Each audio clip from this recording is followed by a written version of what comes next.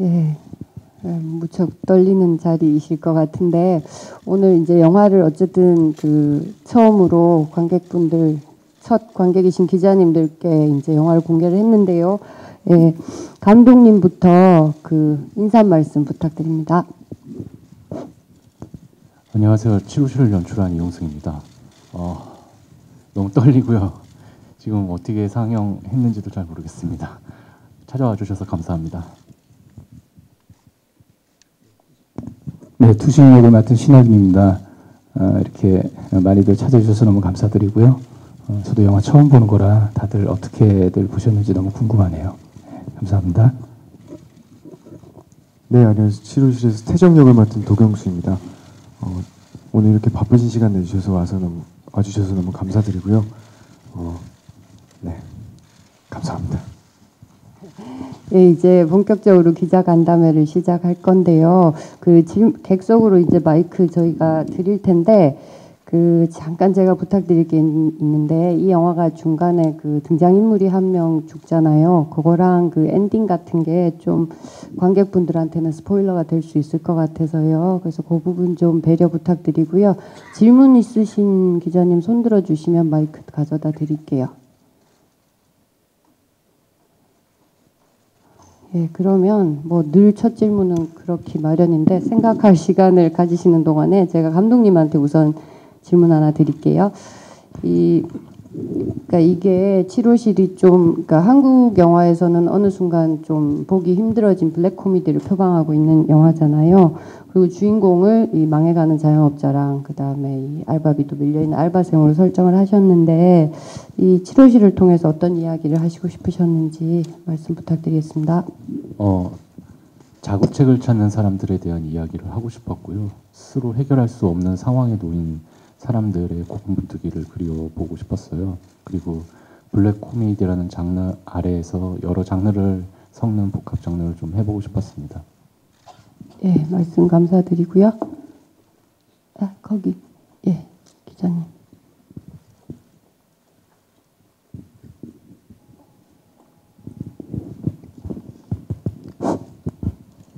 브리치경제신문 김동민 기자입니다. 저 신하균이나 도경수 두 배우께 질문 드릴게요.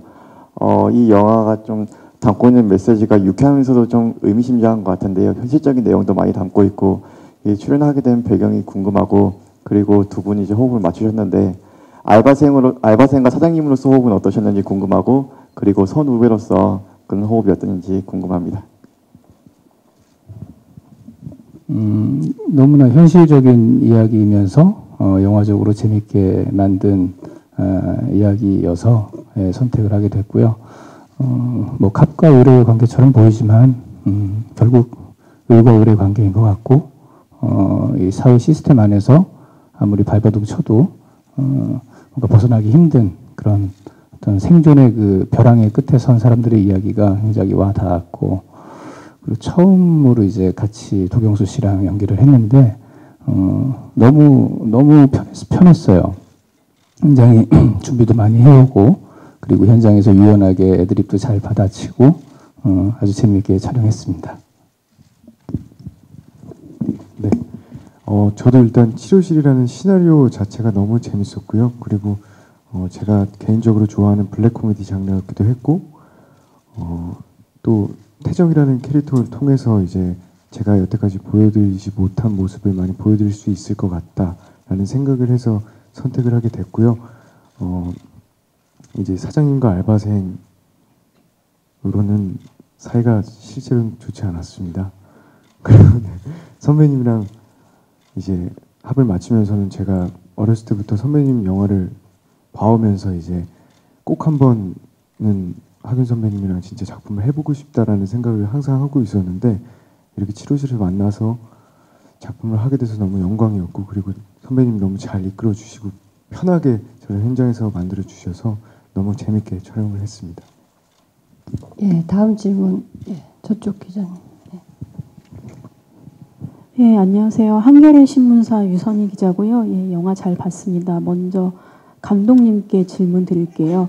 감독님이 이제 독립 영화를 만드시다가 이제 상업 영화 첫 데뷔작인 걸로 알고 있어요. 근데 이 전작인 제가 10분을 봤었는데 어떻게 보면 문제의식에 있어서는 계속적인 어떤 연장선상에 있지 않나, 대한민국 사회에 대한 어떤 통찰이나 이런 부분에 있어서 그렇긴 하지만 또 이제 그것을 독립영화와 상업영화의 틀이나 어떤 중요하게 생각하는 부분들이 조금 다를 수 있는데 문제의식을 고스란히 유지를 하면서 어떤 상업영화를 만들 때 좀 어려운 점이 없으셨는지, 어떤 부분에 좀 방점을 찍으셨는지 궁금하고요.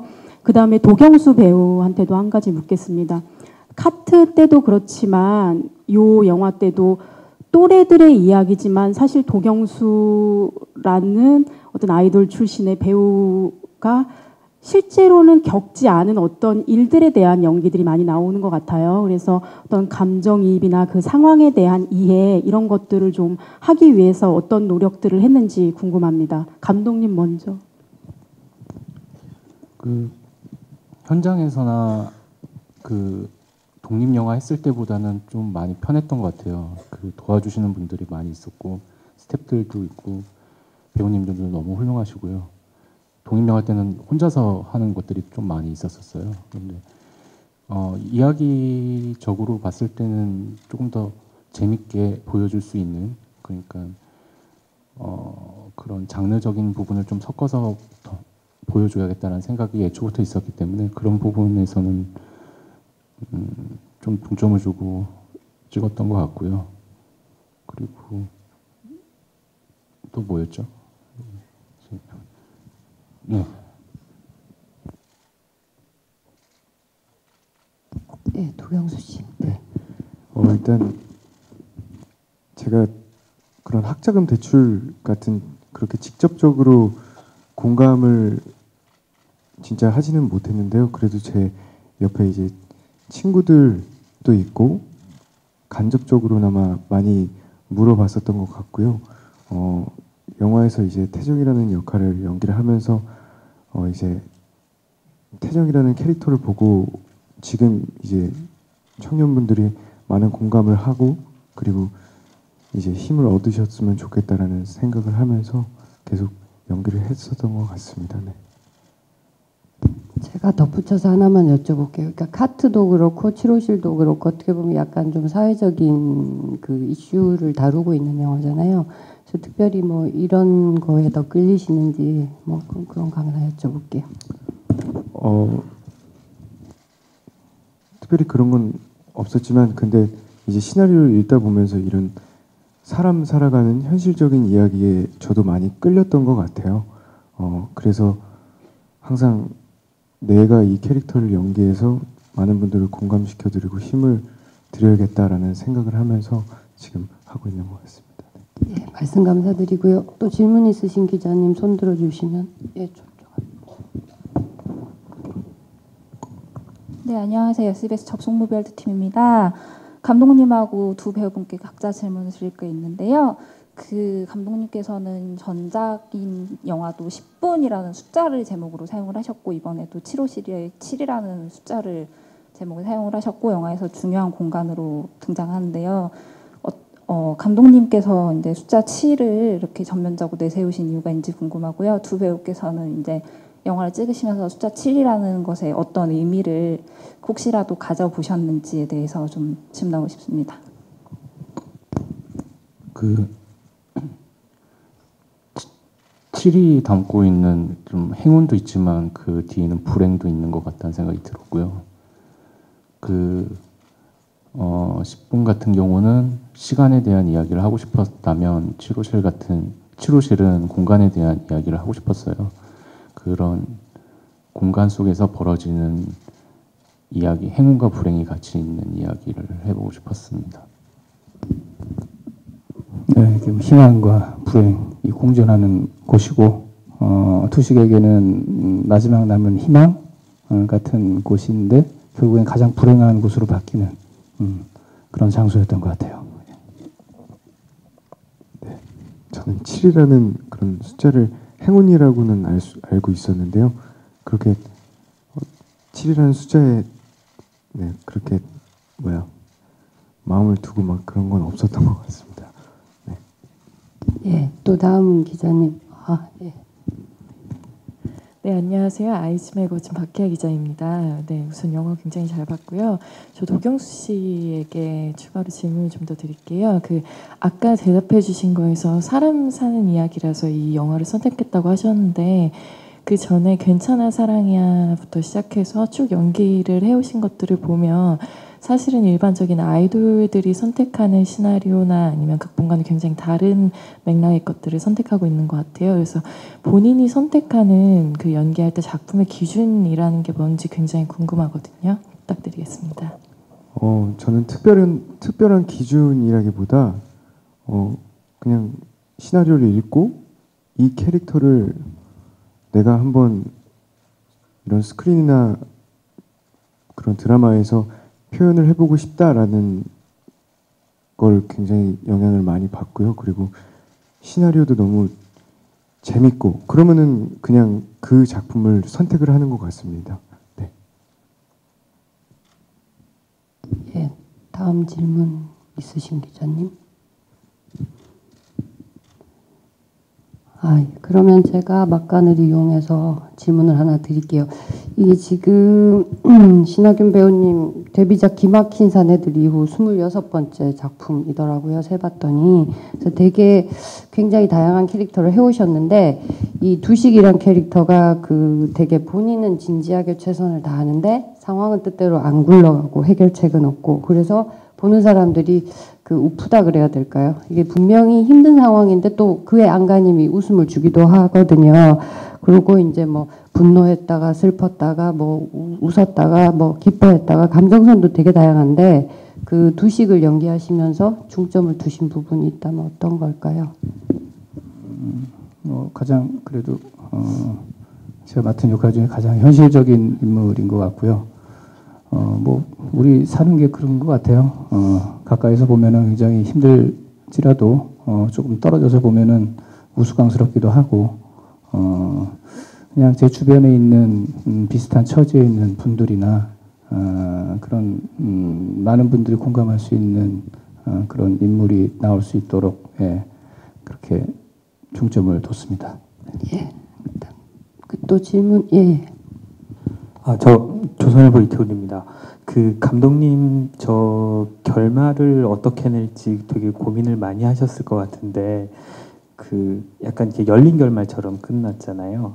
그러니까 해피엔딩으로 끝내기에도 부담이 있고 그렇다고 두 사람이 뭔가 자기 지은 죄에 대해서 응보를 받는 것으로 끝내기에도 부담이 있었을 텐데 이런 식으로 결말을 하신 거기에 대해서 좀 여쭤보고 싶고요. 그리고 도경수 씨는 영화를 한 편 한 편 출연하실 때마다 연기가 마구 늘어나는 게 눈에 보이는 것 같아요. 저 이번에 연기하시면서 그러니까 자기도 좀 그런 느낌이 있었나요? 이거 좀 되는구나 라든가. 네.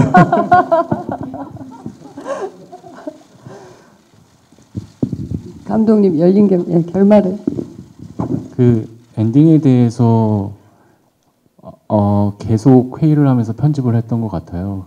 몇 주 전까지도 했어요. 그건 윤리적인 부분들이 있고 그 윤리에서 두식을 어느 정도까지 우리가 이해하면서 바라보고 보여줘야 하는가에 대한 회의들이었거든요. 이게 최선이었던 것 같아요. 그 안에서도 두식의 눈물을 보여주는 그거를 뭐라고 해야 되나 같은 눈높이처럼 보여주는 거는 필요하다라는 생각이었고요. 그리고 태정 같은 경우에는 소년으로서 할 수 있는 어떤 도덕적인 용기의 어떤 두식과는 반대로 그런 모습을 보여주면서 두 캐릭터들을 좀 조심스럽게 보내줘야겠다라는 생각이었어요. 그리고 계속 원래 시나리오 단계부터 있었던 교감 선생님 같은 뒤에 굿모닝 멀티방을 차리신 거거든요. 그래가지고 그 부분을 조금 쿠키 영상처럼 보여주면서 그래도 우리 로데오에서의 상권은 계속 된다라는 것 그렇게 좀 정리하는 것이 이 7호시를 보내는 최선이지 않을까라는 생각이었습니다. 네, 이제 도경수 씨. 예. 감사합니다. 아니 저는 그러니까 한 작품 한 작품 할 때마다 항상 진짜 선배님들한테 배우고 아직도 공부한다고 생각을 하고 작품을 하고 있고요. 그런 거는 생긴 것 같습니다. 이제 카트 찍을 때는 정말 카메라 앞에 서보지도 못했고 그래서 긴장을 정말 많이 했는데 이제 촬영할 때는 긴장은 그래도 조금 풀린 것 같다는 생각은 하고 있습니다. 감사합니다. 예, 감사드리고요. 예, 질문. 예. 네, 아시아경제신문 이종규 기자고요. 이 영화 그 신하균 씨한테 질문 드릴게요. 이 영화 이제 그 밀폐된 공간이기도 하고 워낙 이제 독백도 많고 이제 물론 이제 도경수 씨하고의 호흡도 있지만 혼자서 이제 하시는 연기도 굉장히 많고 밖에서 이제 연기하실 때도 풀샷으로 잡아 있는 상태에서 어떤 대화도 없이 이제 가로수길 걸어가든지 뭐 이런 것들이 좀 내 감정을 드러내는 거에 있어서의 그런 부분에서의 리듬감이 굉장히 다 하나하나 다 살아있다라는 게 되게 독특해 보였는데 이런 부분들을 되게 어떻게 보면 되게 어려운 연기라고 보이는데 이런 거를 끌고 가는 데 있어서 이 리듬감을 굉장히 신경을 많이 쓰셨을 것 같은데 이 부분에 대해서 좀 어떤 접근이 있으셨는지 좀 궁금합니다. 감독님 디렉션을 최대한 예, 감독님께서 워낙 그 디테일한 디렉션을 주셔가지고 그냥 저는 매 그 신 감정에 집중하고 했죠.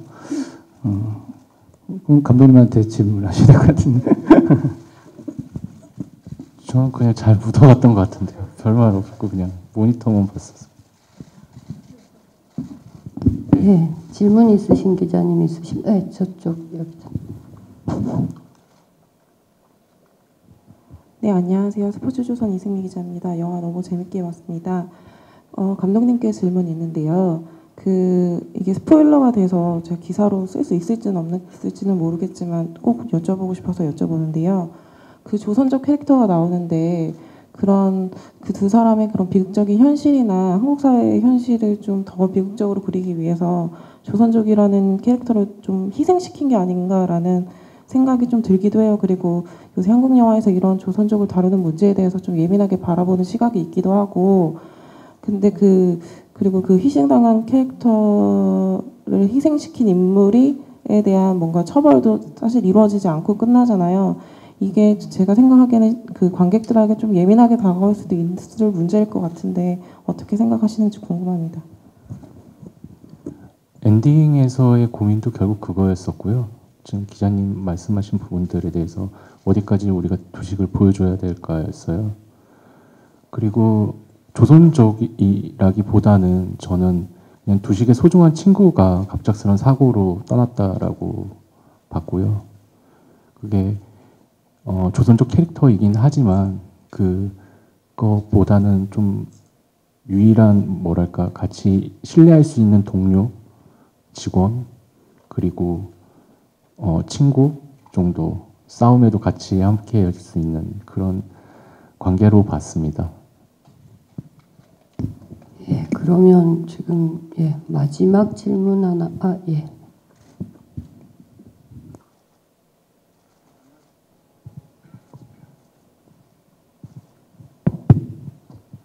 네, 안녕하세요. 부산일보 김상혁 기자라고 합니다. 감독님께 질문이 있는데요.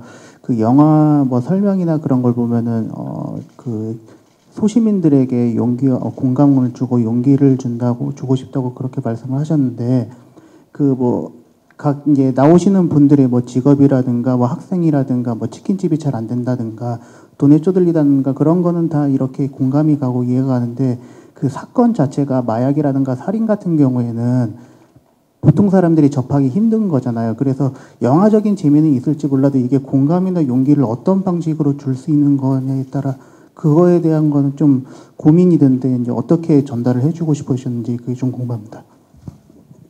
이게 전작이랑 해서 다음 영화를 뭐 할까 하면서 된 건데요. 전에 너무 사실적으로 보여주겠다는 강박이 있어가지고 그러다 보니까 암 걸릴 것 같다 막 이런 얘기들부터 해서 뭐 좀 그런 게 좀 숨이 막혔었거든요. 그 똑같은 이야기를 어떤 생체기의 시간을 장르로 보여준다라면 그런 트라우마의 시간을 장르로 보여준다면 같은 주제를 전달하면서 재미와 조금 다른 느낌, 정서를 줄 수 있을 거란 생각했어요. 그런 부분에서 전보다 다르면서 조금 성장한 느낌을 보여주고 싶었고요. 어떤 식으로 공감할지 잘은 모르겠지만 조금 다른 재미있는 어떤 장르적인 재미와 사회적인 의미들은 충분히 파악하실 수 있을 거라 생각이 들어요. 이 안에서 담고 있는 중요한 사람을 보는 가치는 그전 영화랑 같다고 보거든요. 그렇기 때문에 그런 부분에서 중점적으로 했던 것 같습니다. 예, 혹시 질문 있으신데 못하신 분 계세요? 예, 그러면 예, 이제 간담회 이걸로 마무리하려고 하는데요. 마지막으로 감독님부터 인사 말씀 듣고 포토타임 준비하겠습니다. 그 영화를 보여주는 자리여서 너무 조심스럽고 긴장되고 그랬던 시간인데요. 좀 많은 관객들에게 좀 동의를 얻고 싶어요. 그 좋은 기사, 좋은 이야기 많이 해주셨으면 감사하겠습니다. 감사합니다. 네, 이 자리까지 계속 참석해 주셔서 너무 감사드리고요. 좋은 말씀 잘 부탁드리겠습니다. 감사합니다. 네. 바쁜 시간 내주셔서 오셨는데 저녁 식사 맛있는 거 드시고요. 그리고 요즘 날씨가 많이 추워져서 감기도 꼭 조심하시고 건강 조심하셨으면 좋겠습니다. 네, 잘 부탁드리겠습니다. 예, 그러면 예, 이제 자리 저희가 장례 정리할 동안 저쪽으로 잠깐 예, 감사합니다.